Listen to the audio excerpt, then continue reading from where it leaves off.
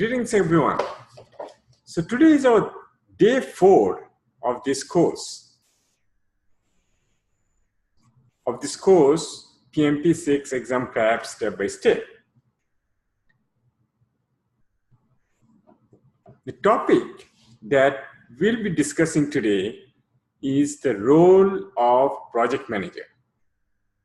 Now this is very important in many aspects, because when I'm a project manager, I should understand where I stand, what is my role, and only then I'll be able to perform the role effectively. Now, let's take an overview. Now, if we really look at what the role of a project manager is, a project manager does many different things, interacts with the team, ensures the objectives are met, project objectives are met, and in the process, there will be close communication with management, with sponsors, with business, with users, with suppliers. So the role of project manager is really encompassing many different aspects. And also what you'll find is different project managers, or rather project managers in different projects, will play different kind of roles. Some project managers might get involved even much before the project starts. They might be working with the business to identify what kind of projects that needs to be built or conceived. And many times project manager might get involved with the business analysis along with the business and sponsors and so on. So the kind of role that a project manager plays can be wide and varied. Now let's compare the project manager role with what we see here. What is the photograph that you see out here? You see an orchestra. An orchestra, a conductor performing an orchestra to the audience. Now you might be surprised the kind of similarity that exists in an orchestra or the conductor, role of conductor, with the role of project manager. Let's look closely what we really mean. Now, if you look at the membership and the roles, now an orchestra, a big orchestra, will have hundreds of members in the team. And each of the members in the team will be working on something very specific. All these activities by different members of this team will come together to make the performance. And in fact, there will be groups within those members. A group might be working on one instrument, another group might be working on another instrument. A group might be working on percussion, another group on the bass, or another in some other kind of instruments. And all these different groups will come together through the guidance of the conductor to perform, to come out with the objective. Similarly, if you look at a big project can have hundreds of members, and they can be in different groups. One can be a group in the design group, another can be in the reporting group, another can be in analysis group, another can be infrastructure group, and so on. You can have different groups, and there can be hundreds of members that project manager is guiding. So in that sense, you really see there is a similarity how the project manager brings together hundreds of members, different groups in meeting project objectives, to a conductor, how the conductor brings together hundreds of members and different bands together to provide the performance. Now, if you look at the responsibility for team, in this case, in the case of orchestra, the final responsibility for the team that the team performs lies in the conductor.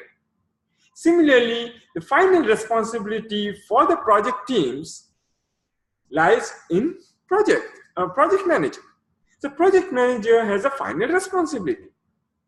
And the way a conductor will work and make it happen is through leadership, is through planning, is through coordination, is through communication with all these members.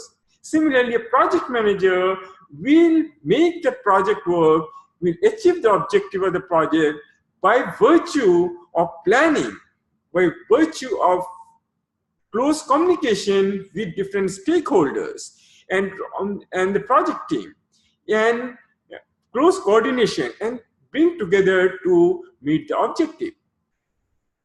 Now, if you look at the knowledge and skills that is really required for the project manager or the conductor, for example, in case of the conductor in the orchestra, he or she doesn't need to be able to play all the instruments that is there in that orchestra. He or she, the conductor, will have an understanding, experience with music and different, but the way what the conductor will bring to the table is the ability to bring together through the planning, through coordination, through leadership. And because the conductor will have an understanding, broad understanding, will be able to plan, achieve, set a goal, take the team towards that goal. Similarly, a project manager does not have to have the skills required for each of the activities that will be performed in the project. But the project manager will have an understanding, will have the experience, and can bring together the team through planning, coordination, and leadership. Now, before we move and talk about the project manager, the role of project manager, it is important to understand that some other roles that exist in an organization and how different they are from the role of a project manager. Let's first look at a functional manager. A functional manager is the responsibility of the functional manager is really to run that division, run a function. And for example, it might be a marketing function. The marketing head or marketing director might be the functional manager. The responsibility of the marketing director or that particular function manager is to ensure that particular group or particular function is run efficiently. It's run efficiently and everything is being taken care of with regard to that function. Then there is operations manager. Operations manager, again, will be responsible to handle the operations and see all the operations, day-to-day task that is required to be done is being done efficiently. And whereas a project manager, the responsibility of the project manager, the role of the project manager is to ensure that the project objectives are met. Now, in a way, the project managers in most of the projects you will find in an organization, the project manager will interact with both the functional manager and the operations manager. For example, when you are developing the projects, when you are trying to put together requirements, when you are trying to define the scope, you will most likely work very closely with functional manager and his or her team to understand the requirements, to understand the function. And when your project is over, and when this project is over, it is delivered, you most likely will hand it over to the operations manager, because after the project is delivered, it will be the responsibility of the operations manager to ensure that the project fits into the operation and is maintained and run smoothly for days to come.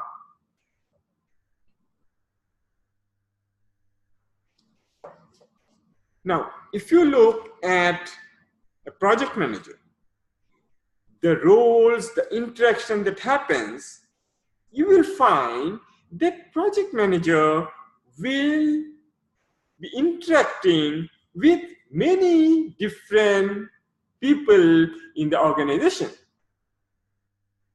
And in that sense, there will be a sphere of influence, because when, as a project manager, let's say I am talking to my project team, I am influencing them as well as they are influencing me.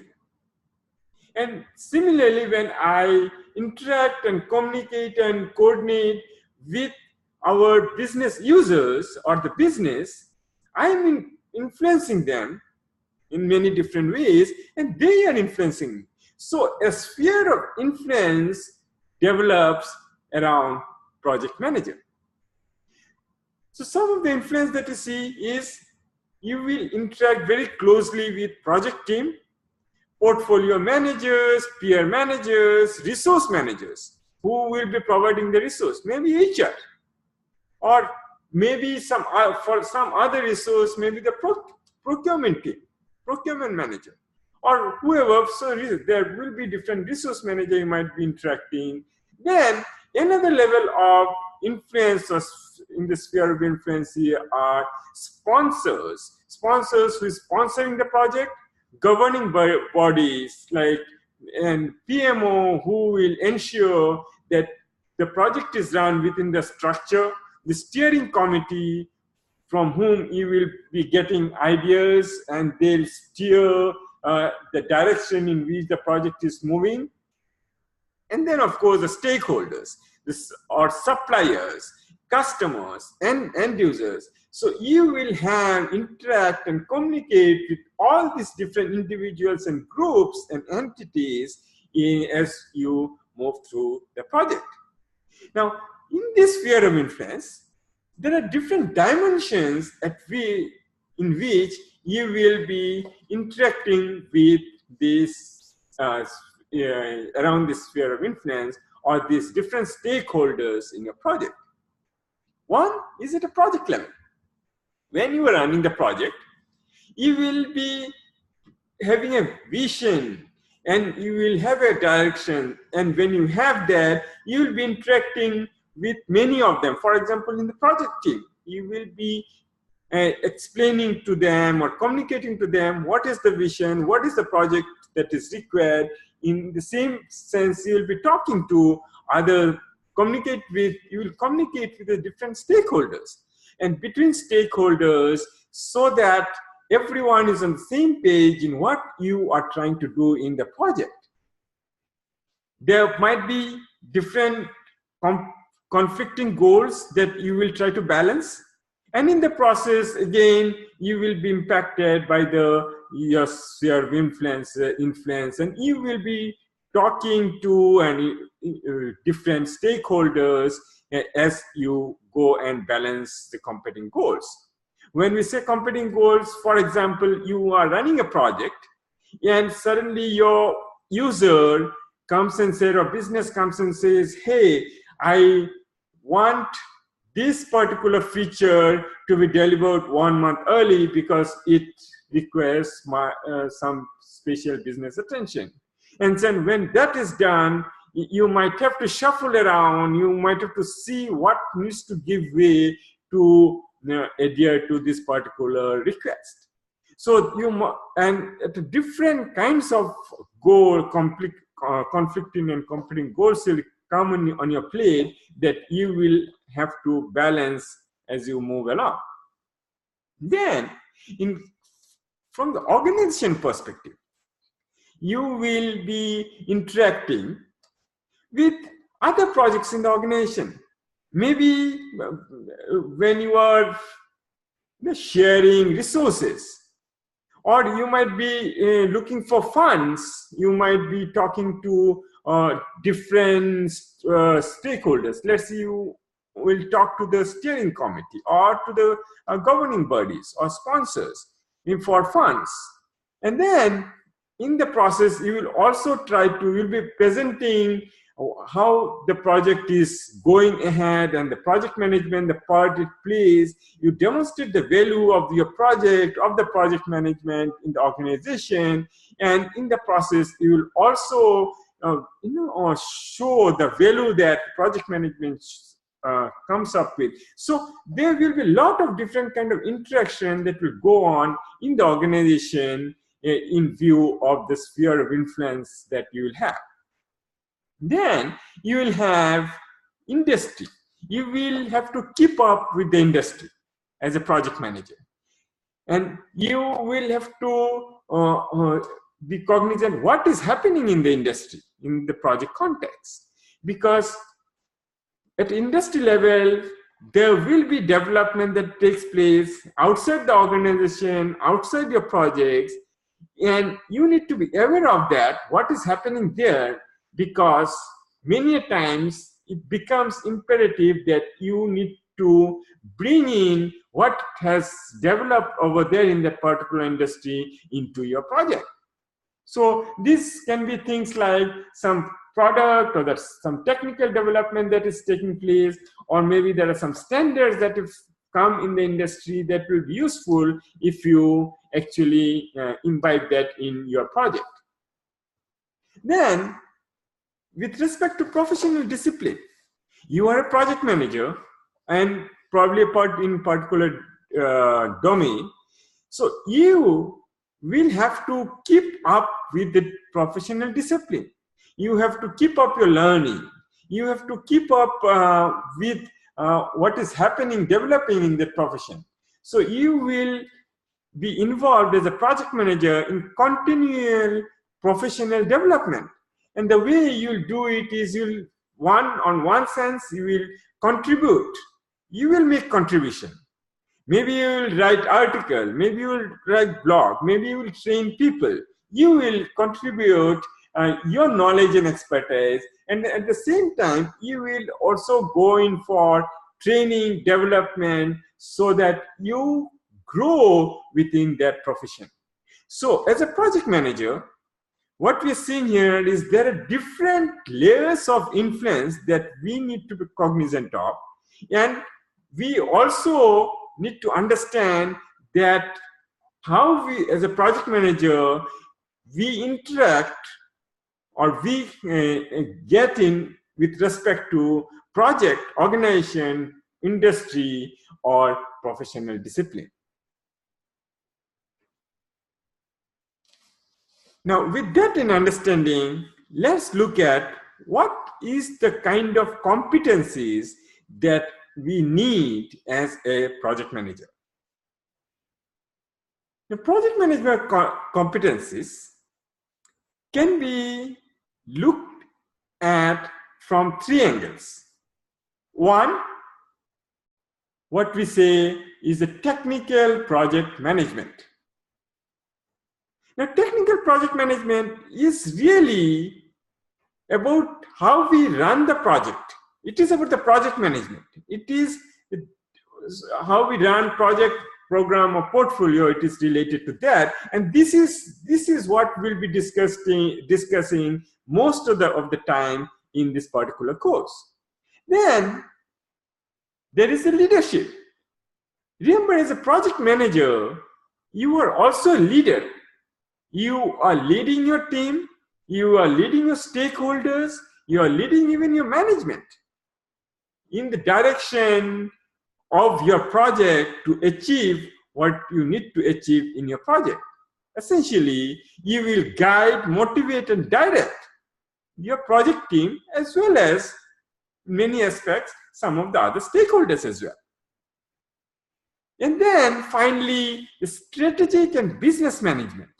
In other words, as a project manager, you will have to understand the strategic objective that your project is satisfying, and how and what it really means to the business that you're serving.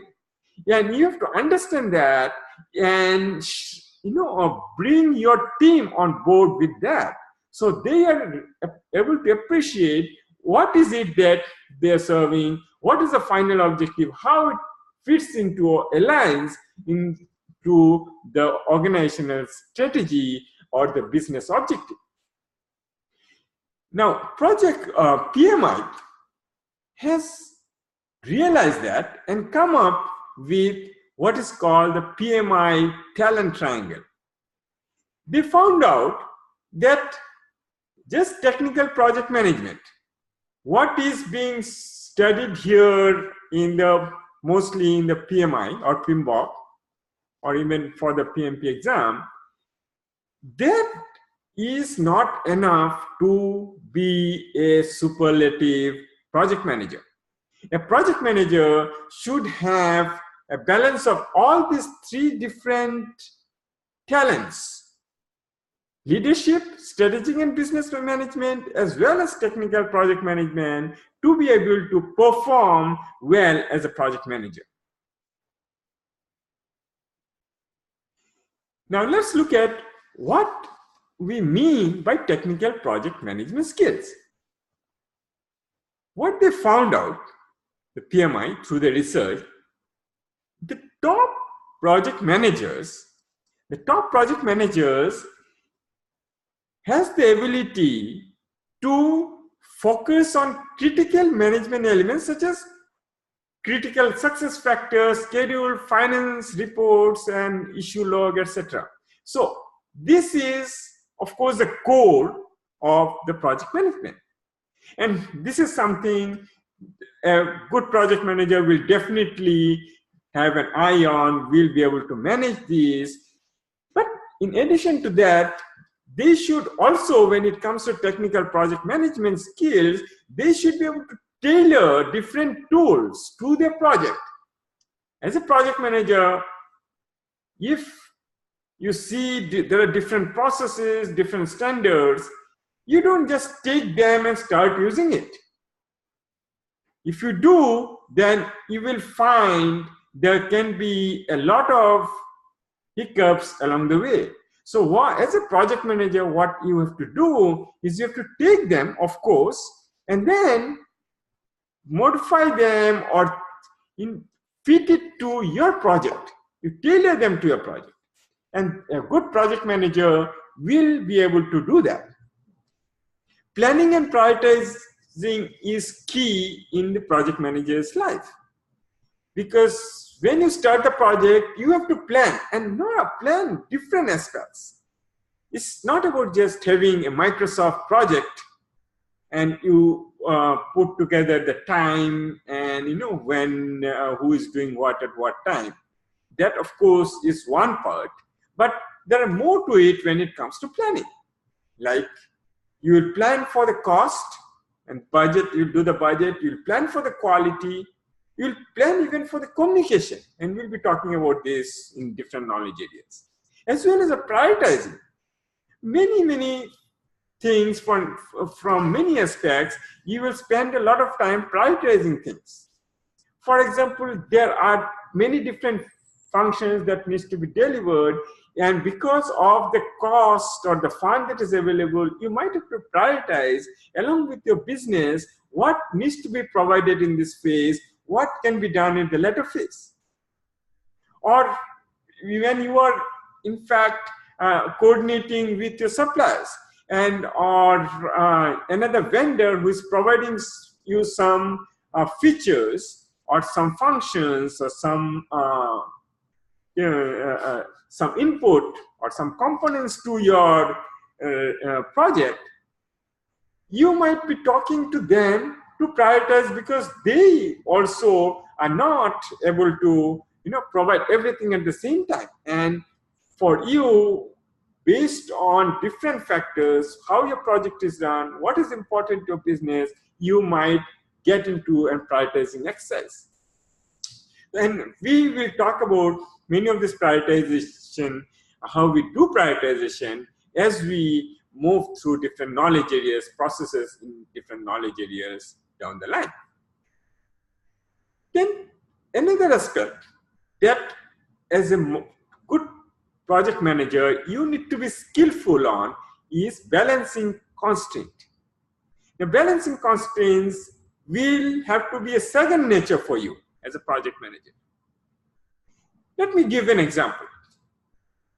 And it is not really a theoretical example. It is an example that every project manager will face. You have developed a plan. Let's say you have developed a plan based on a solid understanding of requirements and scope. And you have put together a plan for schedule, and you have put together cost, you have got the resources, you understood the risk, and everything seems good. Everything seems good, and you are cruising along the project. Suddenly, you will find some requirements, something changed on the business side, and then probably your user will come and say, hey, I need more features. We left it out, or this new thing has come up and we need to include in your project. Then you will say, well, that's fine, but then the schedule will get extended by whatever 2 months, cost will increase by 50,000. Your business might say, well, that is not something that we will go by. We cannot afford that. We cannot afford the schedule to get extended by that, or even cost to go up. So then you will have to go around after talking to the business, see how you can manage that. Maybe cost will not go up, or schedule will go up, or maybe some risk will go up because you are trying to keep schedule and cost down with the same scope, or maybe you will take away some other scope. And essentially what I'm trying to say is you will play around with all these constraints and try to balance them as things keeps changing as we move through the project. So again, I'm saying balancing constraints becomes a second nature for a good project manager.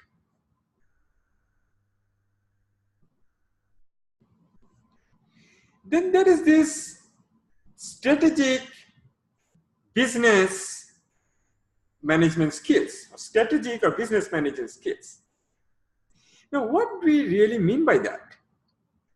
Now, look at a project manager.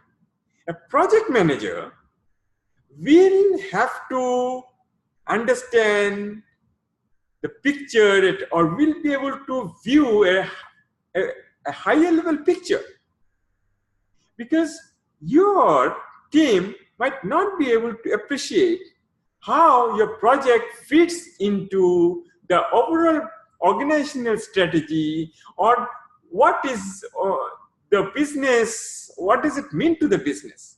And as a project manager, you will have to have that skill, and good project manager have that understanding so that they can communicate to the project team, as well as they can have healthy discussion with the senior management as well as the business. So essentially, a project manager needs to be able to see high level overview of the organization, and for that purpose, a project manager might have to have working knowledge of different functions in the organization, because you are the first person that they'll come. Let's say a finance person comes and talk to you about different finance aspects of your project. they will expect you to understand and talk their language. You cannot say, hey, I don't know what you're talking about when you say, no, this expense needs to go to that account. You need to be able to understand what they're talking about. In fact, marketing manager might come and say, hey, I need this in your project. And they typically will talk in their language, in their terms, from their business perspective. And you as a project manager will have to able to understand that and communicate in their language. So a project manager, a good project manager is expected to have a working knowledge of different functions in the organization. And also, the project manager will have to have a knowledge of the business. Now, a project manager, let's say you are working on a project, or you are a project manager developing an IT system for your marketing department. Now, if you're developing an IT system for the marketing department, it is likely your team will work in different technical aspects of the system. And there might be some business analyst who really looks at the business of the system. But then you will very often come across in discussion with the business. And if you don't have some depth of the business, the domain, then you will never be able to appreciate what they're saying. You will not be able to understand their perspective. And also, it is important that you are able to communicate this understanding to your project team in the project context.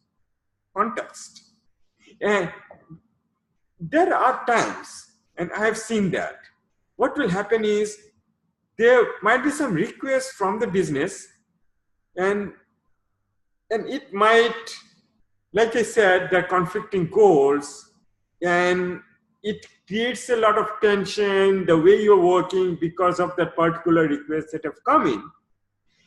And when you share this with your team is not happy about it because it really throws a spanner in the works. Now, why are they not happy? Because they're not able to appreciate where the business is coming from with the request. You as a project manager, you will be able to understand, or you should be able to understand, why is the business asking for that, has come up with the request, what it means to the business. And then when you go ahead and translate this to your project team, you will find they suddenly realize the value that they are providing. And when they realize that the value that they are providing by complying to this request, the whole dynamics in the team changes. So as a project manager, it is very important to have the business knowledge and to be able to always communicate that to your team. Now, in the PMI talent triangle, we looked at technical project management, we looked at strategy and business management skills. The third arm is the leadership skill. And we talked about, as a project manager, we are leaders. We are leaders, we are leading our project team. Now, when we lead, or in terms of leadership skill, it is about dealing with the people. So, as a project manager, when we are leading, we are playing a leadership role with stakeholder, project team, steering team, project sponsor, and many others. Because we are trying to motivate them, we are trying to guide them towards our project objective. Then, there are some qualities and skills, leadership skills, that is required from us as project manager, from us as leaders. Let's look at some of the skills. It's likely that we'll not have all of the skills, or we might have the skills at varying degree. It is worth understanding them so that we can try to develop some of them and see how we can use them in our process. Project as a leader, project manager should be visionary. We have a vision of where we are going with the project. Should be optimistic. There will be many downtime in the project, and you cannot remain down. You should be optimistic. You should always be trying to solve problems and look forward to where you are going, instead of being bogged down by what negative things might have happened. Should be collaborative, because project manager works through collaboration. Should have a good relationship, understand relationship, able to solve conflicts that comes up. Should be very effective in communication. Communication is key in project manager's life, and should be able to effectively communicate with all the different stakeholders that will come within the context of the project. Should have an integrity, because once project manager demonstrates integrity, the team will demonstrate integrity.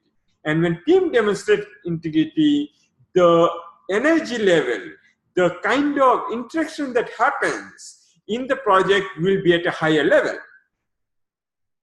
Project manager should be, as a leader, should be a lifelong learner, and what we talked about, should be excellent in prioritizing, because prioritizing is something that project manager as a leader will keep on doing at every step. And finally, critical thinker. Project manager needs to be a critical thinker, because when you are taking many of the decisions, you have to think critically to come up with a solution. Sometimes you will find that you have come against a wall, and you have to come up with a solution, some decision you have to take and break that wall. And that is why you will need to be critical thinker as well as a project manager. Then politics. Now, I know no one really likes politics, but this is part and parcel in an organization, and we don't really need to look at it negatively. We need to understand that it is about getting things done. It is about negotiating, influence, autonomy. So once you understand how it works in the organization, where there is this authority, where there is influence, we can use it to our advantage, or to get things done for the project. And it is neither good nor bad. It really depends on us how we use that. If we use it constructively, it can be a good thing to have. But it will help us in achieving project objectives, because we know what is the kind of dynamics that exists in the organization, where is the influence, where is the power, and we can leverage on that in getting through the project, in achieving project objectives. Now, when we talk of power, there are different forms of power. A good project manager will understand these different forms of power. Will understand these forms of power and will use these judiciously to achieve project objective. Now let's look at what are these different forms of power. One is positional power. Positional power is what comes with the formal position. Because you are designated as something in the organization, you have an automatic power. It's an official power. Then informational power. Informational power is because you have some information, a control on some information, control and distribution of some information, or gathering of some information, and by virtue of that, you have a power which is called informational power. Referent is a credibility that you might have gained from previous projects, and everyone knows what you have done, and that really is the referent power.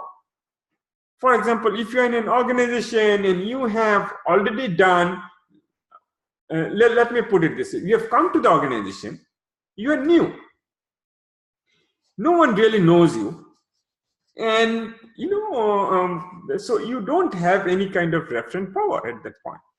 But let's say you have done a big project and the project went very successful, was very successful, and then when you go into another project, you have that credibility that you've gained from previous project. Everyone knows, hey, this person has done an excellent project. So you have that reference power in that particular circumstances. Then there's called situational power.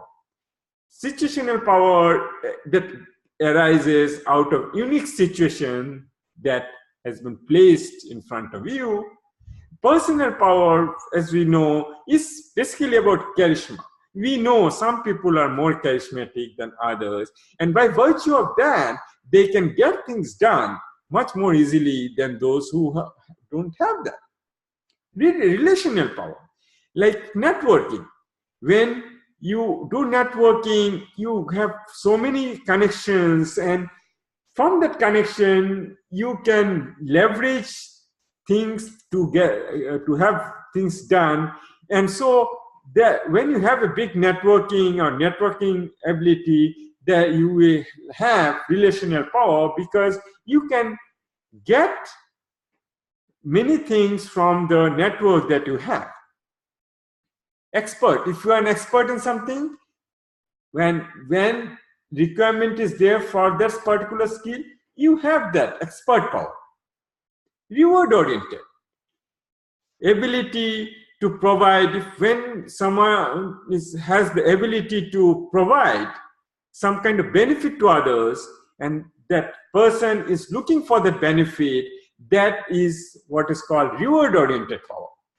As opposed to reward oriented, punitive or coercive power is really about when someone has the ability to discipline someone for whatever reasons, then that person has the punitive or coercive power.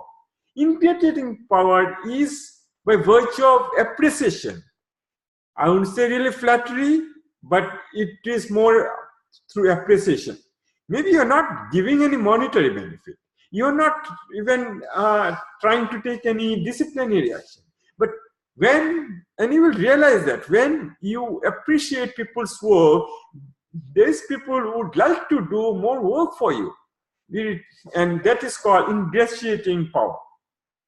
Pressure-based power, because of the constraints that you put, and that can also create some kind of a guilt base.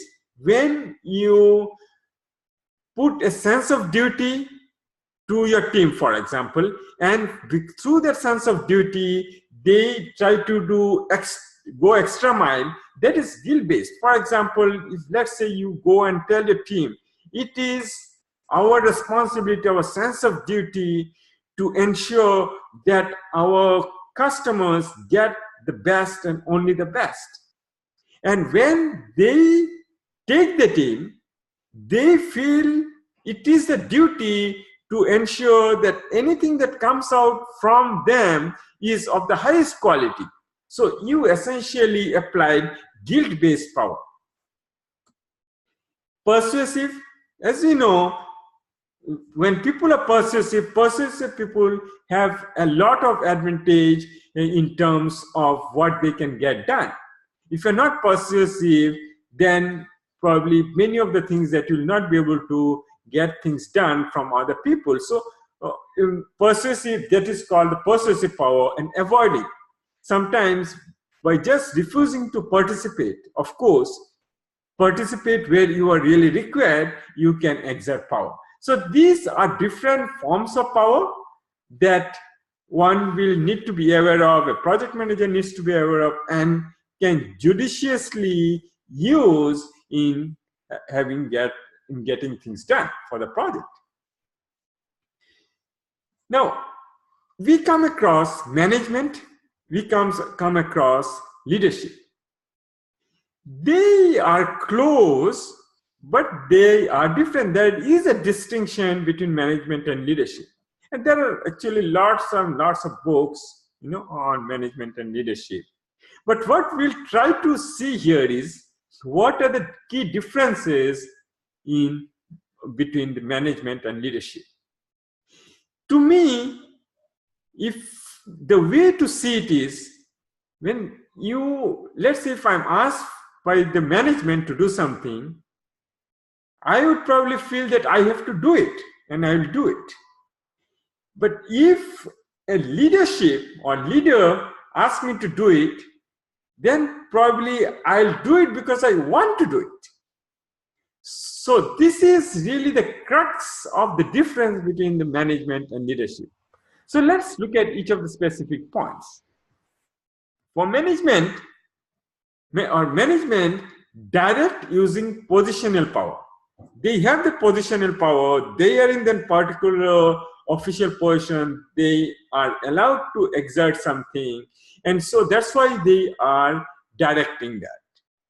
And whereas leadership, it is not about their position. It is about their ability to influence through persuasions, through communication, and guide the team and through collaboration and things like that. This is how they direct. Management typically looks to maintain what is there, so that everything is on track. Leadership doesn't worry about that you have to be on track. Leadership is always about developing something, looking for something new, and develop something new. Management is about administration, and leadership is about innovation. Management will focus on system and structure, because as you see, management tries to maintain, management directs to positional power, and very logically, their focus is on system and structure. It is through the system and structure they do their duty. And whereas leadership is about focus on relationship with people. They drive things, they move forward because of the relationship they can build with people and take people along with them in the journey forward. Management rely on control, and whereas leadership inspires trust. Like I said, when a leader tells me something, I want to do it. I trust that person. I trust the judgment. I trust that this person is taking me forward. But whereas when management tells me something, that management has a control on me, and that's why I think I have to do it. Management focus on near-term goals. Leadership focus on long-range vision. They see far away and they know the path will not be smooth, but they know that with the people along with them, they'll be able to reach their goal and achieve their vision. Management typically asks how and when, and whereas leadership will ask what and why. Because again, leadership is about something new. We'll try to develop something, always looking for doing new things, whereas management wants to keep the status quo.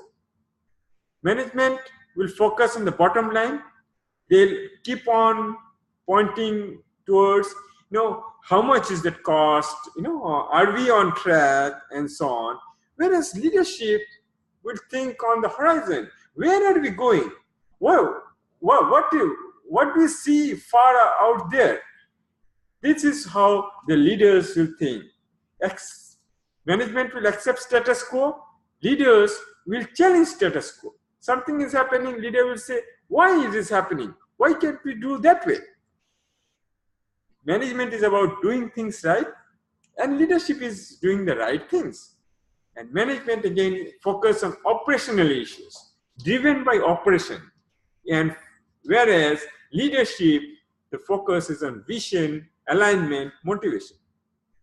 So where are we as project manager? If you really see, there are many leadership traits that we need to take forward in driving our projects. Because a project is not something in terms of something that is in an administration box.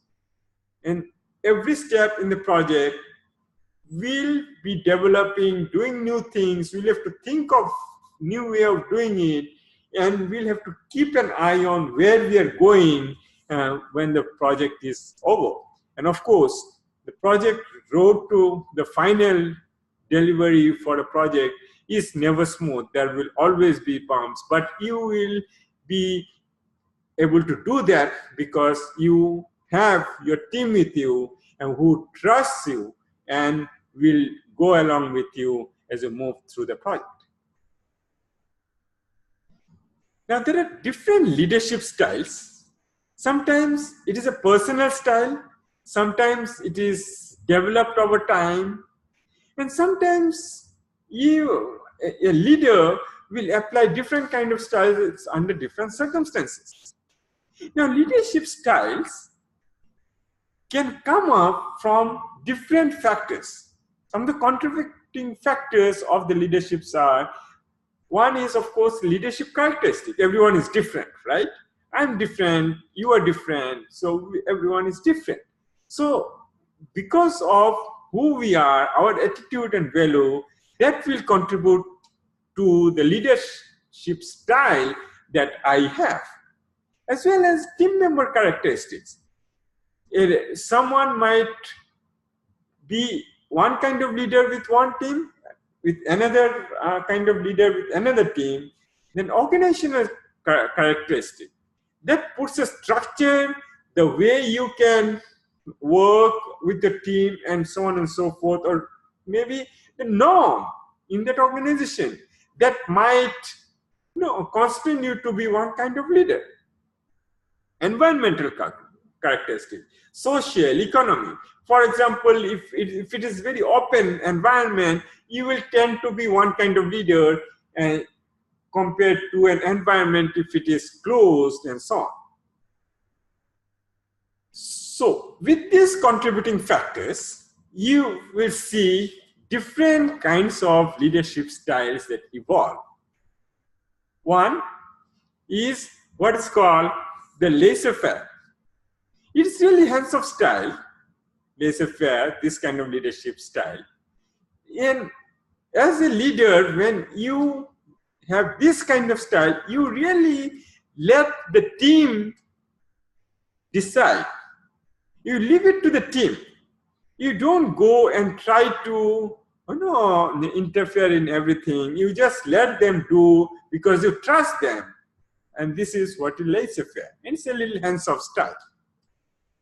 Transactional, on the other hand, transactional leader is about setting goals to the team and seeing the feedback, getting the feedback, and it's in a sense managed by exception because you let them do what you have given some goal, you let them do that, and when there is a problem, that's when you step in. When things go off track, that's when you step in. Otherwise, you let the team move through. Servant leader, on the other hand, thinks themselves as if they are serving the team. They have the commitment to serve, and they will look to remove any kind of impediments that the team might have. The commitment and when it's in impediments, for example, if they are getting a roadblock block and something needs to be fixed, that they'll come in, or if they see that the team needs some training, they'll step in, ensure that the team is trained, or any kind of, or maybe there's some kind of advice. So they play the role of the servant leader role, meaning they are serving the team. Transformational leaders are really, they inspire the team to do better. They give them a purpose. They empower them. The transformation leadership style. Charismatic leadership style is basically bring up the energy in the team through the enthusiasm. Make the people enthusiastic, and then, so that the team works better, and there's much more energy because of enthusiasm they bring in the team. And interactional is really a combination of transactional, transformational, and charismatic, and this is the interactional leadership style. So you see, there can be different leadership style, and this leadership style evolves through different contributing factors that we have just talked about. Then finally, project manager, role of project manager, a big part of what project manager do is integration from many different angles. Let's look at that. Now, there are two levels of integration that project manager comes in. One is at a strategic level. Strategic level meaning we look at the business side, the organization's strategy side, and the project, and from our understanding of the organizational strategy, the business objective, and the project that we are doing, we integrate in our project, the strategic objective as well as the business objective. And then project integration. At the project level, we will integrate all the different things in terms of, let's say, there will be many different processes involved. We talked about 49 processes. We will have to integrate all these processes, different knowledge and different domains, different interaction into the project to make sure the project achieves what it's required to achieve. Now, there are different dimensions of integration. Let's look at them. One is what is called process integration. Process integration is about integrating project processes. For example, there will be a process when we are doing the planning, quality planning. Process in quality planning. You will have processes in HR planning or resource planning, process in stakeholder management. So all these processes, you'll integrate them to bring out the final consolidated project plan. Or when you are executing the project, there will be many different processes in many different knowledge areas. Maybe developing a team, maybe managing a team, maybe procurement. Now, you will integrate all this process to actually execute the project. So, yeah, one of the integration is the process integration. Then you will be integrating at cognitive level. Like when you are doing a project, you will have to make decisions based on different aspects of the project. Like when you are doing a tailoring that way. We're tailoring some standards or processes, what process you need or what you don't need. You might do that based on your understanding the size of the project, the complexity of the project, the environment that the project is operating, how the team will interact. And so where you take all these aspects in making your decisions, making a selection, this is what is called the cognitive integration in the project. And then we have what we call contextual integration. Contextual integration is, for example, today, the project, when we run a project, there are a wide variety of contexts we need to take into consideration. The technology is moving so fast. The social aspects. Is it virtual? Is it co-located? Where is the team placed? So you have to take all this into consideration when you run your project. And so that is really the context integration or contextual integration. So performing integration is really key as a project manager and the role we play as a project manager. So next module will be the agile approach, and we'll take this module up in our next session, which will be on Monday. So we'll not have any session tomorrow and day after. Thank you for being with me today, and I'll see you on Monday. I hope this was useful.